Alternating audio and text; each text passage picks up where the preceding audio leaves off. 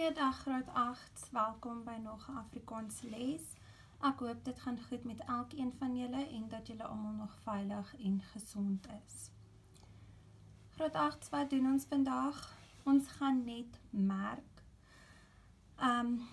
Die eerste aktiwiteit wat ons merk is die visuele geletterdheid van 20 April 2020.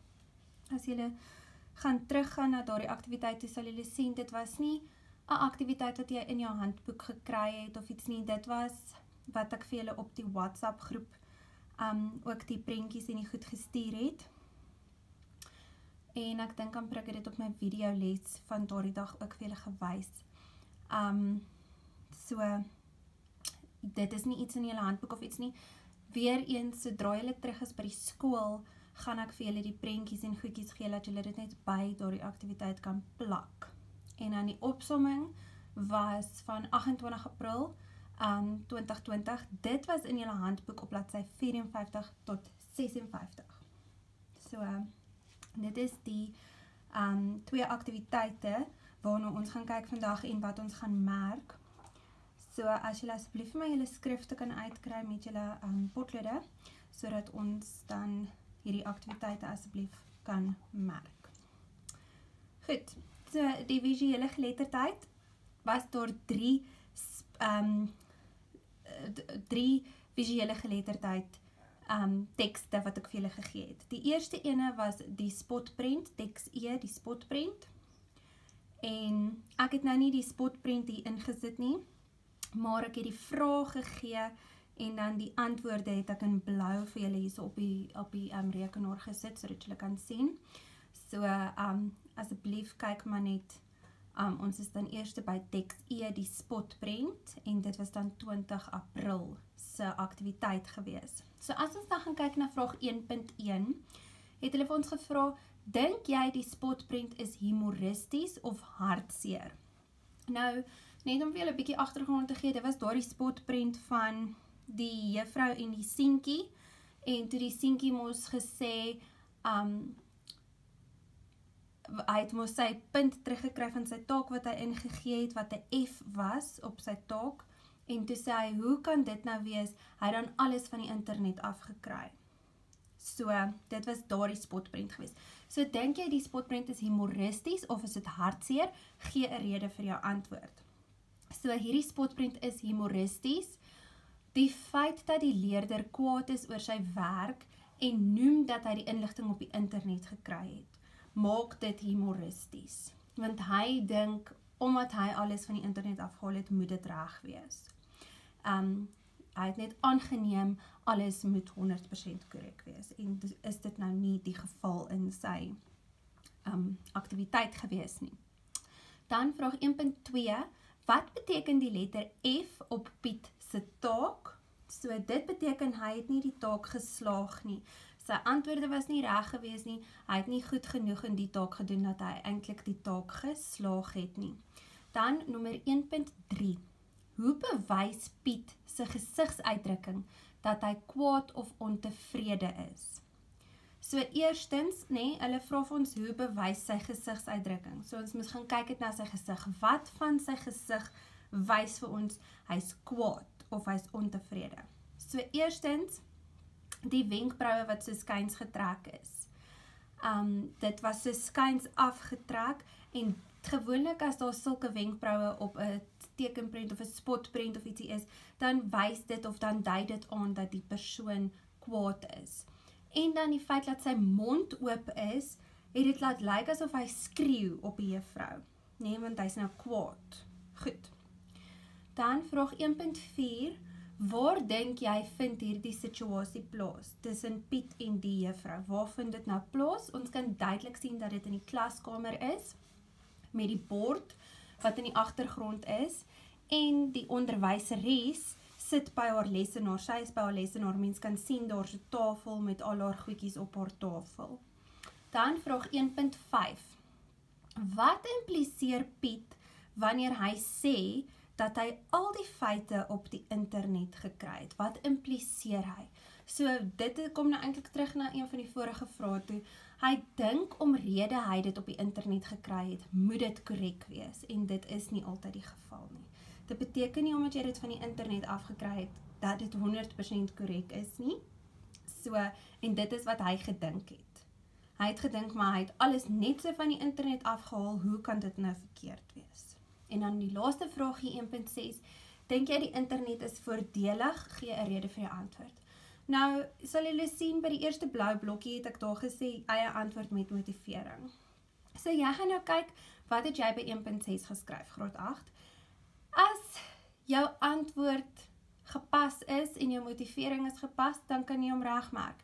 Ek het nou maar net 2 moontlike antwoorde daar gegee ook. As jy byvoorbeeld gesê het, ja, dit is 'n maklike en vinnige manier om inligting te kry, nee? So die internet is voordelig, want dit maak dinge soveel makliker. Jy hoef nie na 'n biblioteek toe te gaan om boeke te gaan opsoek en dan in die boeke te gaan soek vir die inligting wat jy eintlik na opsoek is, nie? En dan as jy dalk gesê het nee, want dit is nie altyd betroubare inligting nie. Ons weet nie altyd waar die bronne vandaan kom nie. Mens kan dit nie altyd vertrou nie. Jy weet nie hoe betroubaar daardie inligting is nie. Goed, so dit was teks E, die spotprent gewees. Nou is ons by teks F wat die grafiek was. En dit was die grafiek wat gehandel het oor die begroting van die parlement en so. Goed.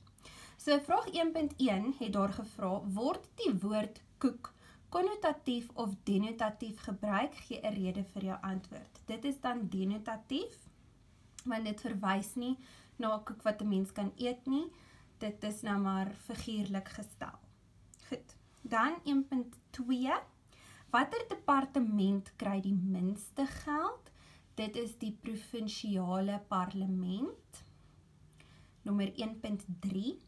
Dink jy dis regverdig dat die departement van gesondheid en onderwys die meeste geld kry? Gee 'n rede vir jou antwoord.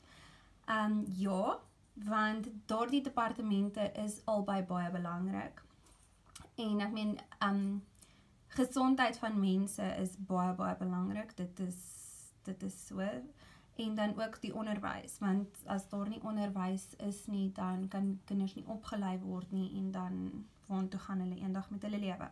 So hulle is albei baie belangrik. Vraag 1.4. Waarom is dit beter om die Wes-Kaapse begroting van 2015 tot 2016 in 'n grafiek eerder as in 'n paragraaf voor te stel? Hierdie begroting wat hulle gegee het, is vir inligtingsdoeleindes, nee? Dit is sodat jy inligting kan kry daaruit. En daarom is dit beter om dit in 'n grafiek te sit as in 'n paragraaf, en dit maak dit baie makliker om te lees. Goed, dan vraag 1.5. In watter departement sal geld gebruik word om meer polisiemanne aan te stel? Dit is dan gemeenskapsveiligheid. En 1.6, dink jy die ikoon of prentjie by die departement van ekonomiese ontwikkeling en toerisme is gepas? Motiveer jou antwoord. Ja, dit is van 'n vliegtuig. En dit is gepas omdat toerisme met vliegtuie verband hou en omrede lughawens goed kan wees vir die ekonomie van 'n land. Jou woorde gaan mos nou nie presies so wees nie, graad 8, maar as dit min of meer dieselfde is, dan is dit mos uit die aard van die saak reg. Goed, die laaste visuele geletterdheid wat julle gehad het daar, was die teks G, die grafiek. En dit was oor die DStv sportkanaal. So teks G, vraag 1.1, watter sportsoort het die meeste kykers? Dit is dan rugby. 1.2, watter 2 sportsoorte het dieselfde hoeveelheid kykers? Dit is dan sokker en cricket. En 1.3, dink jy die DStv kanaal het 'n regverdige verspreiding van sportsoorte? Gee 'n rede vir jou antwoord. Dan kan jy gesê, ja, al die groot sportsoorte of populêre sportsoorte wys op die kanaal en daar is 'n groot verskeidenheid van sportsoorte of van ander sportsoorte. Dan 1.4, waarom is dit beter om die verskillende sportsoorte onder die DStv kanaal kykers in 'n grafiek eerder as in paragraafvorm voor te stel? weer eens, net soos met die vorige teks, is dit maak dit baie makliker om te lees. Dan nommer 1.5 sê of die volgende stelling waar of onwaar is, gee 'n rede vir jou antwoord. Ijskaats is gewilder as rofstoei. Dit is onwaar. Rofstoei het baie meer kykers as wat ijskaats het. En die laaste vraagie daar, gee 'n sportsoort wat onder ander sal val. En daar het ek weer vir julle gesê, enige sportsoort wat nie reeds in daardie teks genoem is nie, kon jy dan daar gesit het. Goed, dit was dan die visuele geletterdheid aktiwiteit. Ons is nou by die opsomming, wat in jou handboek was op bladsy 54 tot 56. Nou, graad 8, by hierdie aktiwiteit, het hulle vir jou gevra, lees die teks, wat is jou selfbeeld? Aandagtig deur en som die 7 wenke puntsgewys op. So dit moet puntsgewys wees, soos wat ek dit nou daar vir julle het. Dit moet 7 wenke wees. Dan staan daar ook, skryf elke hoofgedagte in jou eie goeie volsin neer. Jy mag nie meer as een sin oor elke hoofgedagte skryf nie. Jou opsomming moet ongeveer 60 tot 70 woorde wees. Jy moet die getal woorde aan die einde van die opsomming aandui en jy sal gepenaliseer word as jy die toegelate aantal woorde oorskry. Nou, ek gaan nie die hele teks weer deurlees nie. Julle kan maar net weer teruggaan na julle Ekskuus. Na julle teks toe. As julle net wil gaan kyk. So hier het ek nou moontlike antwoorde. So kyk of joune min of meer dieselfde is. Want dit is basies die 7 wenke wat jy dan moet neerskryf. Okay. So, as ons dan gaan kyk na die eerste enetjie, vermy negatiewe gedagtes en sê mooi dinge vir jouself. Dan die tweede punt, gebruik positiewe opmerkings wat ander oor jou maak om goeie eienskappe van jouself te ontdek. Die derde een, vermy negatiewe gedagtes oor ander mense en leef positief. Nommer 4, bou jou medemens op deur positiewe opmerkings te maak en jouself daardeur positief in te stel. 5, haal iets positiefs uit minder gunstige omstandighede. 6, stel 'n voorbeeld deur 'n positiewe lewensgesteldheid. En dan die 7de enetjie daar, positiwiteit teenoor ander versterk jou eie selfbeeld. Daai was dan die 7 wenke gewees van hierdie opsomming wat jy dan daar kon uithaal. Onthou, ek neem net weer, dit moet in jou eie woorde wees, dit mag nie meer as 70 woorde wees nie, en jy moet die aantal woorde onder aandui. Ek het nou nie die aantal woorde daarby nie, maar dit moet onder aangedui word in hakkies. En daar moet 'n hoofgedagte wees.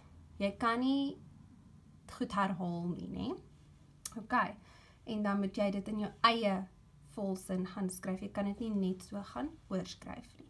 So kyk 'n bietjie daarna. Graad 8, as jy terug is by die skool, dan sal ons definitief weer na die opsommings kyk en ons sal dit in die klas ook behandel.